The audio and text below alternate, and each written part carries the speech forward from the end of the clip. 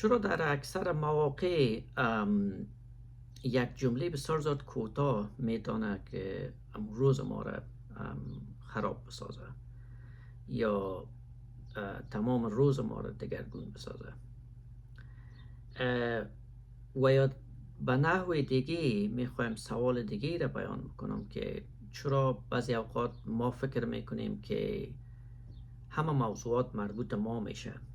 یا تصور میکنیم که افراد همیشه درباره ما صحبت میکنن، یا نحو دیگه باید بگوییم که ما بعضی اوقات احساس میکنیم که ما مورد تحقیر و مورد توهین قرار میگیریم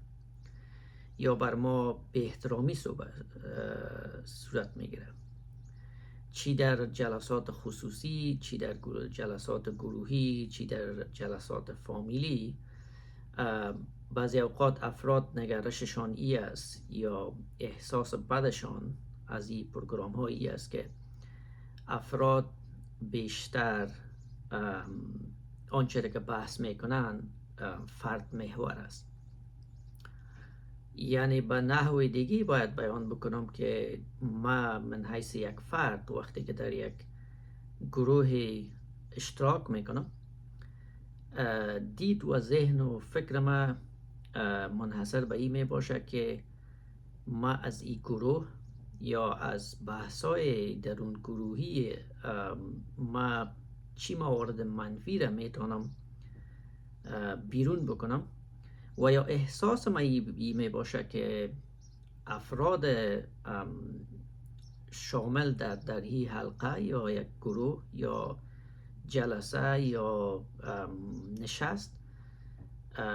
همیشه تصورشان یا نکات مورد بحثشان ما هستم، ما من حیث یک فرد. چگونه ما میتونیم از این نوع نگرش بیرون بیاییم و این نوع نگرش چقدر میتونه بر ما منفی باشه، و چی در ذهنن و چی در زندگی شخصی خصوصی و از همه مهمتر در ایجاد ارتباط مؤثر بین افراد و چقدر میتونه این اعتماد ما را بر گروهایی که ما مرتبط به او هستیم یا افرادی را که ما در اطراف خود داریم، دوستا و رفیقا و اقارب، این ارتباط ما را با این افراد چقدر لطمه وارد میکنه. ما در واقع چگونه از امین نوع نگرش یا نوع فکر چطور بیرون شویم،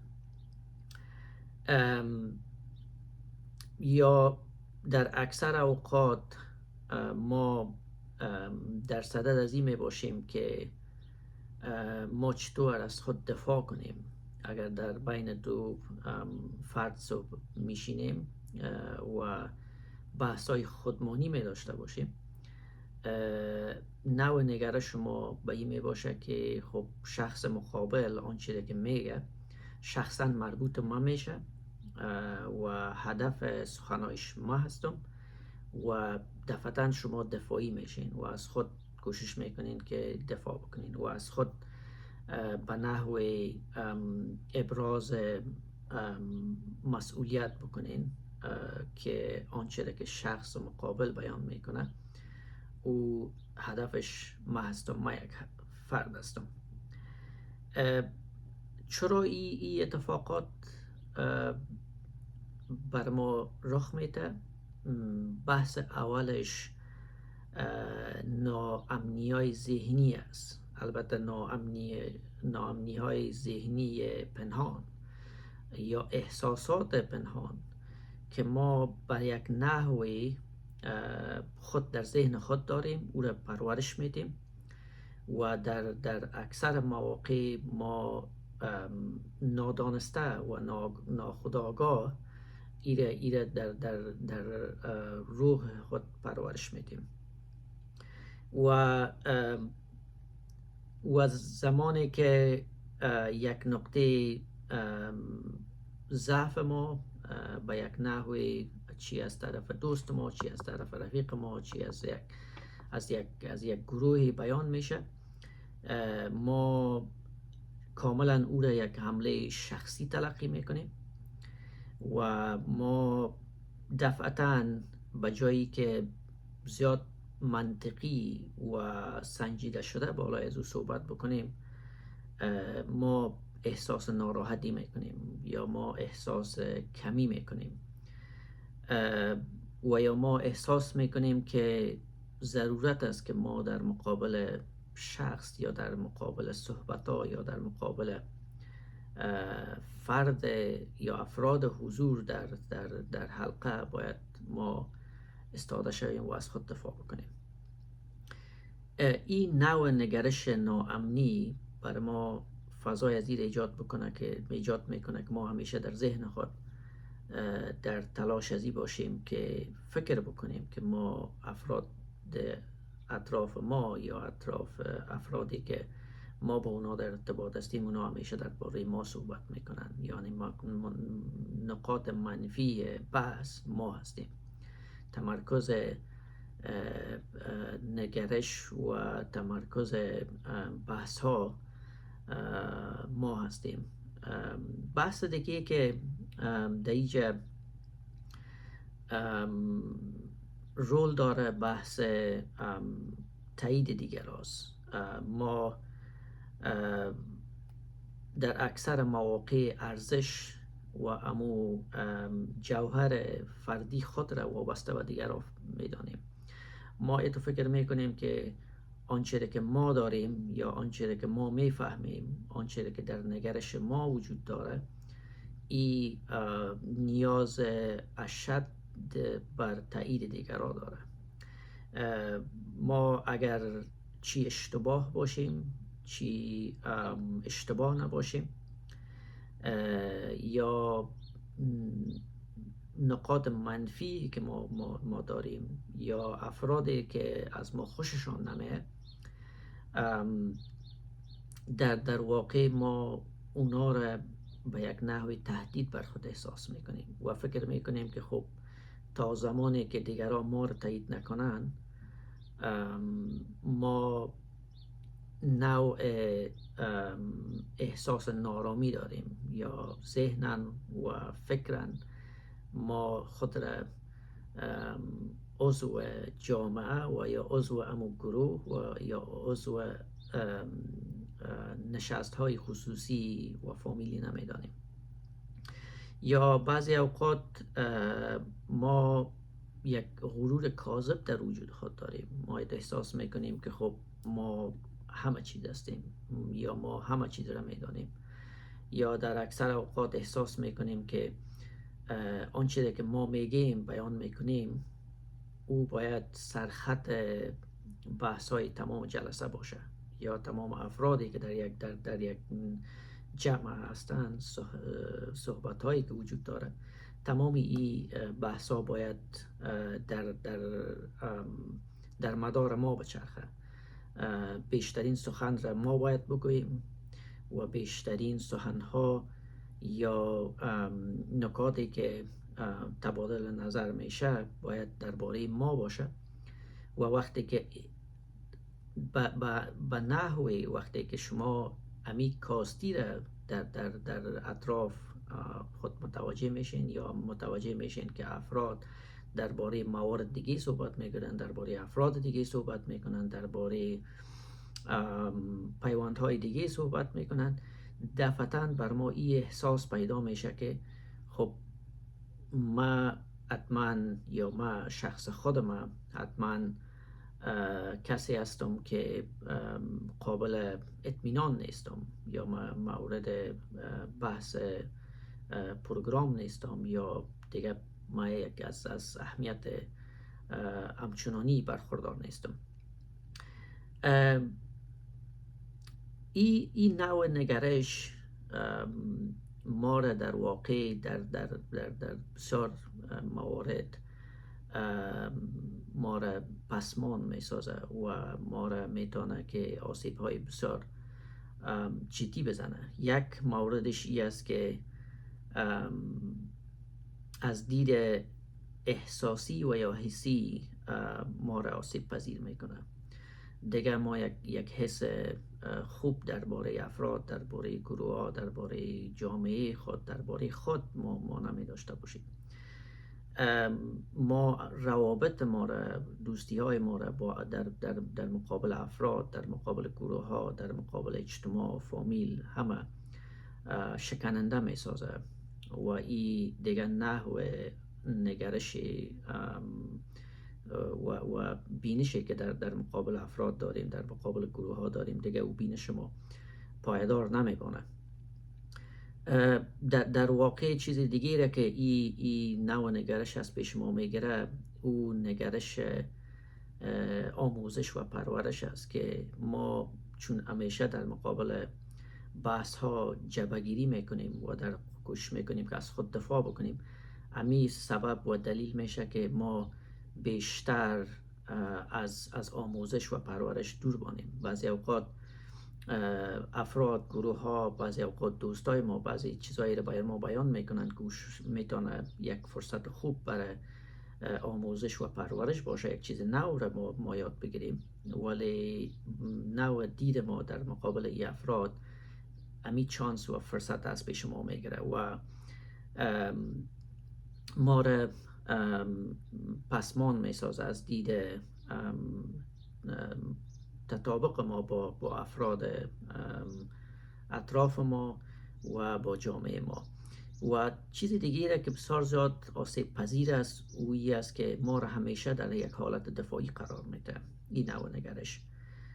ما بیشتر به جای احساس و به جای درک، ما بیشتر در این مورد فکر میکنیم که ما چگونه بتانیم از خود دفاع بکنیم، چطور ما میتونیم که خود را در مقابل دیگران برتر جلو ببریم، چطور میتونیم از خود بیشتر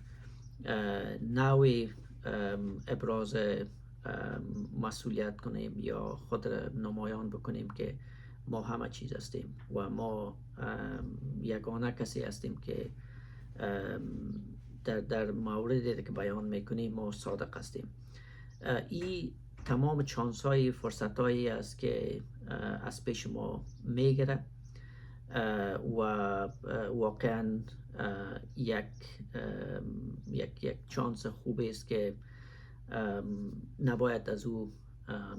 عدول بکنیم و این چانس و فرصتی که بر ما میسر میشه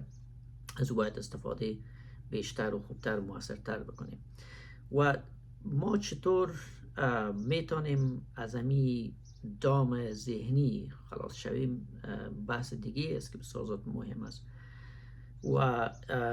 یگانه راهکارش که اولین راهکاری که ما میتونیم بر ازی داشته باشیم اوی است که پیش از این که ما عکس العمل نشان بدیم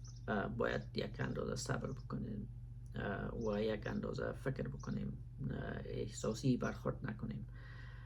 مواردی را که ما قرار از بالای از او تصمیم بگیریم باید او را تحلیل و ارزیابی بکنیم، چقدر موارد مربوط ما میشه، منابعی که بر ما این معلومات را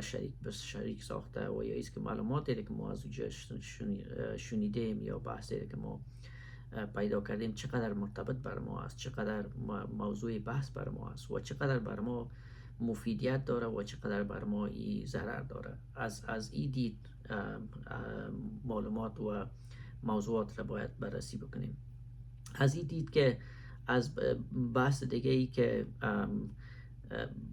ما همیشه باید سوال بکنیم، سوال را همیشه از ذهن خود بیرون نکنیم و اویی است که ما باید از گروه ها و افراد و یا ایست که از خود همیشه بپرسیم که مواردی که من نگرانی دارم، نگرانی ذهنی و روحی دارم، چقدر واقعیت داره، چقدر راست است، چقدر میتونه که این بر من مفید واقع شه و چقدر بر من ضرر داره، چقدر امو انعکاسی که ما یا برداشتی که ما از بحثا داشتیم چقدر بر ما در پولی از این که خوبی ها داره چقدر ضررها داره، روابط ما با افراد اطراف ما چگونه تامین میکنه. و بحث دیگه ای که ما از بهانه‌جویی دوری بکنیم. بهانه‌جویی به این مفهوم که وقتی که شما بحث رو میشنوین او رو تحلیل نمیکنین، سوال نمیکنین، ارزیابی نمیکنین و شما خود را در پشت بعضی بهانه ها پت میکنین، خودتان اغوا میکنین، ذهنتان مشغول بهانه های بسیار زیاد میکنین، گویایی که ما فکر کردم که این مورد مربوط ما میشد، ما فکر کردم که افراد شخص دیگه مانای گپش به این مفهوم میده، یا فکر کردم که شاید این موارد به این نوع مانا بده. این چیزایی است که ما ناراحتی های ذهنی خود را بیشتر میکنه بر ما و در پالوی از او ما را فرصت پرورش و فرصت یادگیری را از پیش ما میگیره. آزادی ذهنی و فکری به این مفهوم است که یکی از اصول اساسی زندگی ما این است که ما بپذیریم که افراد صلاحیت زیاده دارند که در موارد مختلف نظریه بدن، به این شکلی که ما ای آزادی را بر خود ترجیح میدیم که ما آزاد هستیم، آنچه که بیان میکنیم، آنچه که صحبت میکنیم ما بر حق هستیم. امی عین اصول بر دیگران قابل تطبیق باید بدانیم و بپذیریم که افراد میتونن صاحب نظر هستن و نظرات، ولی این به این مفهوم نیست که آنچه که بیان میکنن او تنها بر ما مربوط میشه و ما در مقابل از او باید اساسیت از خود نشان بدم. پس آنچه که ما بیان کردیم اویی است که باید داشته باشیم که زندگی یا اکثر اوقات هر آنچه که افراد صحبت میکنن یا مورد بحث افراد است او درباره ما نیست. هر نظر یا بحث، انتقاد یا بحثایی که صورت میگیره او حمله شخصی بر من نیست، بر من حمله صورت نمیگیره. احساس افراد را بیشتر وابسته به شخصیت خود ندانیم. ما اگر یاد بگیریم که کمتر احساسی برخورد بکنیم، ما بیشتر چانس و فرصت را بر یادگیری بیشتر میدیم. اگر ما میخوایم ذهن آرامتر، راحتتر رشد بدیم، پس زندگی را بیشتر لذت‌هایش فکر بکنیم و بیشتر نقاط مثبت زندگی را رویش تمرکز داشته باشیم. و چیز دیگه را که در اخیر میخوایم بیان بکنم این است که فکر میکنین که چند بار در زندگی شما شده اتفاق افتیده که یک مورد پیش از این که شما بالای از او تصمیم بگیرین شما درباره‌اش فکر کردین، درباره‌اش سوال پرسان کردین، بهانه جویی از زندگی از ذهنتان بیرون کردین و فرصت آموزش از مورد اتفاق افتیده را میسر کردین. پس اگر امی 4 مرحله را در موارد پیش از تصمیم گیری در زندگیتان تجربه نکردین، بعد از این موارد تجربه کنین و بعد ببینین دنیا چه خوبی هایی داره. تا برنامه بعد از دریچه میر رودکس شما را به خدای منان میسپاریم. بدرود.